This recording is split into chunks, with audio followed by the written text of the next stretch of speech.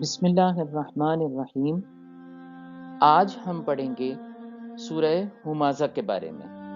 اور یہ سورہ جو ہے یہ ہمیں کچھ ایسی کردار کی غلطیوں کے بارے میں بتاتا ہے جو ہمارے لیے انتہائی خطرناک ہیں، اور معاشرے کے لیے بھی اس سے آپس میں لڑائی جھگڑا پھیلتا ہے۔ اور یہ غلطیاں اور یہ گناہ ہیں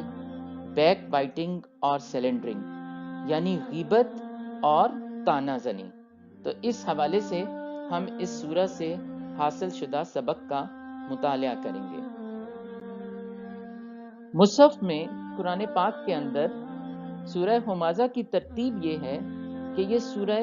والعصر کے بعد آتی ہے، اور سورہ والعصر میں کامیابی کے لیے اور انسان کی نجات کے لیے 4 چیزیں بتائی گئیں جو انتہائی ضروری ہیں، اور جو ہے ایمان، عمل صالح، تواصی بالحق اور تواصی بالصبر۔ تو جس میں یہ چاروں چیزیں موجود ہوں گی وہ کامیاب ہے اور وہی آخرت میں نجات پائے گا۔ اور اس کے فوراً بعد سورہ ہمازہ آتی ہے، اور سورہ ہمازہ میں ان 4 اخلاقی برائیوں کا ذکر ہے، ان 4 گناہوں کا ذکر ہے جو کہ انسان کو ناکامی کی طرف لے کر جاتے ہیں اور آخرت میں اس کے لیے رسوائی اور بربادی اور تباہی کا باعث بنیں گے۔ اور یہ 4 چیزیں ہیں ہمازہ، لمازہ، مال کو جمع کرنا، جمع مالا وعددہ، اور یہ خیال کرنا کہ اس کا مال اس کو ہمیشگی دے گا، اخلدہ، اس کا مال اس کو ہمیشگی کی زندگی اور اس کو کامیابی دے گا۔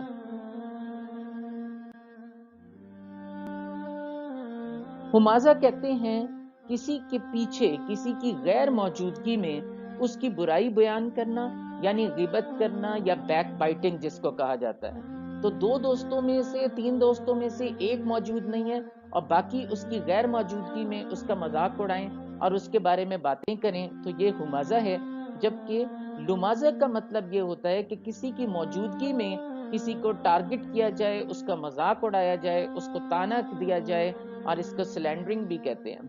بہت سارے علماء نے اس کے اور بھی مطالب بتائے ہیں، یعنی ہمازہ اشارہ دے کے، اشارے سے، اور لمازہ زبان سے جو ہے وہ برائی بیان کرنا اور کسی کی مذاق اڑانا، آنکھوں کے اشاروں سے، ہاتھ کے اشاروں سے اس کے لیے جو ہے وہ ایک شرمندگی کا باعث بنانا۔ دونوں برائیوں کے بعد اگلی جو برائی جس کا ذکر ہے وہ ہے مال کو جمع کرنا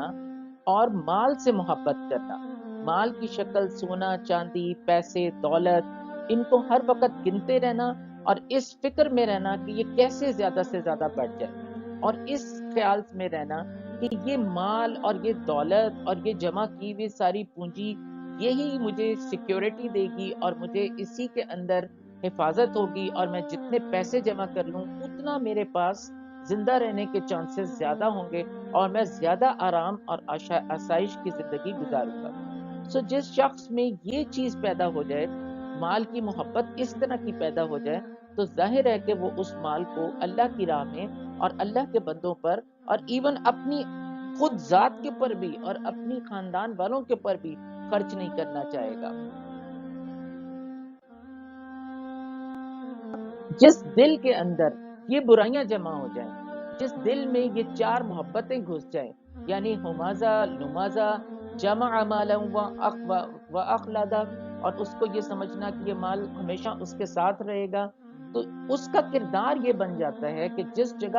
وہ موجود ہوگا، جس معاشرے میں موجود ہوگا، وہاں پر اس کی موجودگی کی وجہ سے کیا ہوگا؟ لڑائیاں ہوں گی، محبتیں ختم ہوں گی، دوستوں میں جدائیاں ہوں گی، اور معاشرے میں ایک فساد پھیل جائے گا۔ یہ تو اس کا ایک رخ ہے، لیکن اس کا ایک اور رخ یہ ہے کہ یہ جو اس کی 4 چیزیں ہیں وہ اس کو ان لوگوں سے انتہائی ان کا مخالف اور دشمن بنا دیں گی جو اللہ کی طرف پکار رہے ہوں، جو اللہ کی طرف بلا رہے ہوں، کیونکہ ظاہر ہے کہ وہ مال خرچ کرنے کی دعوت دیں گے، اللہ کی راہ میں مال کو خرچ کرنے کی دعوت دیں گے اور اخلاق اور کردار کی بلندی کی بات کریں گے، جبکہ یہ شخص جس کے دل کے اندر یہ 4 برائیاں ہیں ان کو اپنا دشمن تصور کرنا لگے گا۔ حالت میں اللہ تعالیٰ وارن کر رہے ہیں کہ اللہ تعالیٰ نے ایسے شخصوں کے لیے، ایسے لوگوں کے لیے ایک سزا تیار کی ہے جس کو اللہ تعالیٰ نے کہا کہ اس کا نام ہے حطمہ۔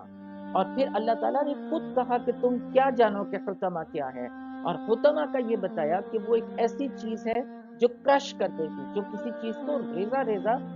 کر کے تباہ کر دے گی، اور وہ ہے ایک آگ جو اللہ نے تیار کی ہوئی ہے۔ وہ ایک خاص آگ ہے جس کا نام حطمہ ہے، جو ان لوگوں کے لیے ہے جو ان میں کہ یہ چاروں چیزیں جمع ہوں کہ وہ ان کو کرش کر کے رکھ دے اور ان کا چورا چورا بنا دے۔ اور کیونکہ اپنے دلوں کے اندر اس بیماری کو پالا تھا اور اپنے دلوں کے اندر ان محبتوں کو جمع کیا تھا، اور اخلاقی ان کمزوریوں اور ان اخلاقی برائیوں کی وجہ سے ان کے دلوں میں یہ خرابی پیدا ہوئی تھی، اس لیے یہ آگ ان کے دلوں تک پہنچے گی، اور اس جگہ پہ جہاں پہ مال کی محبت اور لوگوں کے بارے میں بد سلوکی، بد مزاجی اور یہ غیبت اور ہمازہ اور لمازہ موجود تھے، اس جگہ کو وہ جا کے جلائے گی، اور یہ اس جگہ کی پنشمنٹ ہوگی۔ اور نہ صرف یہ بلکہ لمبے لمبے پلرز آف فائر ہوں گے، جو کہ ان کو آگ کے یہ بہت بڑے بڑے ستون ہوں گے جو کہ ان کو چاروں طرف سے گھیر لیں گے، اور وہ اس پنشمنٹ کو چکھیں گے، اور وہ اس مزے کو اس آگ کا مزہ چکھیں گے کہ وہ جو ان کو اس کی سزا کے طور پر ملے گی۔ جس طرح وہ دنیا میں لوگوں کو ٹیز کرتے تھے اپنے ہمازہ اور لمازہ سے، اور اپنا مال خرچ نہ کر کے وہ غریبوں کے لیے زندگی کو مشکل بناتے تھے، تو اس چیز کی بنا پر ان کو وہاں اس کی سزا ملے گی۔ آخر میں یہ ایک حدیث ہے جس میں حضور پاک صلی اللہ علیہ وسلم نے فرمایا کہ تشہد کے اندر یہ دعا مانگا کرو، اور وہ دعا یہ ہے کہ اے اللہ، میں جہنم کے عذاب سے اور قبر کے عذاب سے اور زندگی اور موت میں آزمائش سے اور مسیح الدجال کے فتنے کے شر سے تیری پناہ میں آتا ہوں۔ اللہ تعالی ہم سب کو یہ توفیق دے کہ ہم اس کے مطابق اپنی زندگی کو بہتر بنائیں، اور اگر ہمارے اندر ان میں سے کوئی چیز موجود ہے تو ہم اللہ تعالیٰ کی طرف رجوع کریں، توبہ کریں، اور اللہ تعالیٰ ہمیں توفیق دے کہ ہم اس کو بہتر بنا کر اس سے نجات حاصل کریں۔ آمین۔